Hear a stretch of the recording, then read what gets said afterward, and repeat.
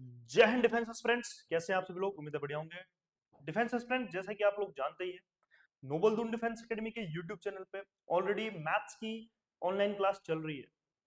तो अभी हम इसी सीरीज में एक साइंस की क्लास आपके लिए लेके आ रहे हैं और आज आपको इसके बारे में साइंस का क्या क्या पोर्शन है, फिजिक्स केमिस्ट्री बायो के वहां से कितना कितना वेटेज का आपका एनडी में क्वेश्चंस आते हैं, इसके बारे में आज हम बात करेंगे।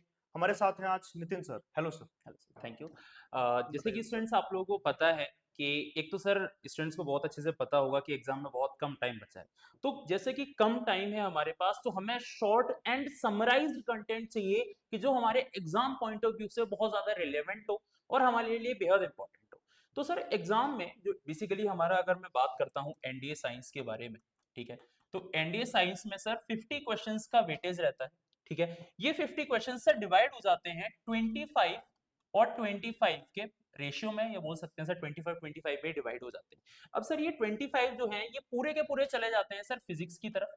कई बार ये ऐसा हो जाता है कि 21 से लेके 25 क्वेश्चन तक भी पूछ लिए जाते हैं, तो मैक्स वेटेज जो रहता है सर 25 का 25 रहता सर। है, इससे ज्यादा नहीं जाते। और ये 25 सर डिवाइड हो जाते हैं कुछ 15 10 के टर्म्स में, और ये एक दो क्वेश्चंस का सर ऊपर ऊपर नीचे नीचे। चलता है। मतलब ओवरऑल जो क्वेश्चंस आने वो 50 क्वेश्चंस हमारे आने होते हैं साइंस से। ठीक है सर।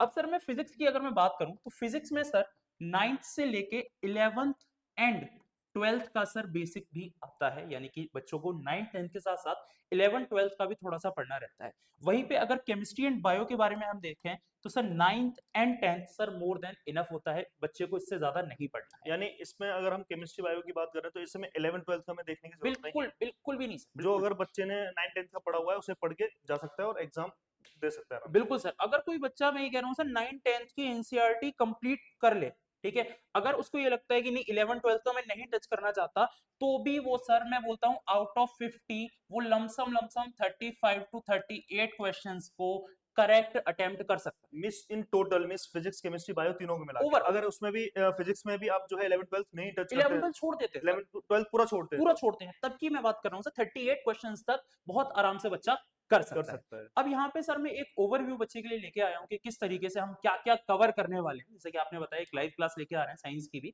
तो उसमें हम क्या क्या कवर करने वाले हैं। फिजिक्स में बेटा आप लोग देखिए electricity, magnet, optics, wave, gravitation, hydrostat और काइनेमेटिक्स, ये सर हमारा फिजिक्स का सिलेबस है, जिसमें कि मैं इनको 9th से लेके पूरा 12th तक, 11 12 का बेसिक भी टच करूंगा और 9 10th का कंप्लीट इन्हें मैं यहाँ पे कराऊंगा।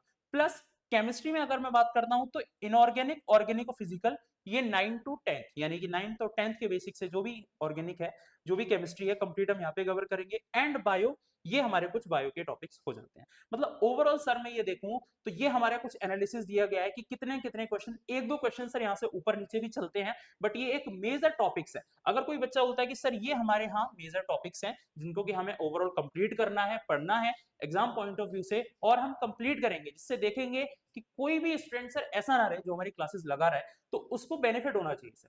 तो ये है। तो इसमें जैसे हम ऑनलाइन जो क्लासेस है हमारी हाँ यूट्यूब चैनल पे हमारी ये क्लासेस होंगी। अगर आपको फिर भी कोई डाउट होता है, जैसे अगर ऑनलाइन क्लासेस जब चलेंगी, लाइव क्लासेस चलेंगी, उस टाइम पे आपको कोई डाउट होता है साइंस से रिलेटेड, तो आप लाइव क्लासेस में कमेंट करके आप पूछ सकते हैं। बिल्कुल तो बिल्कुल आपको जो भी आपकी प्रॉब्लम्स होंगी उसे सॉल्व किया जाएगा।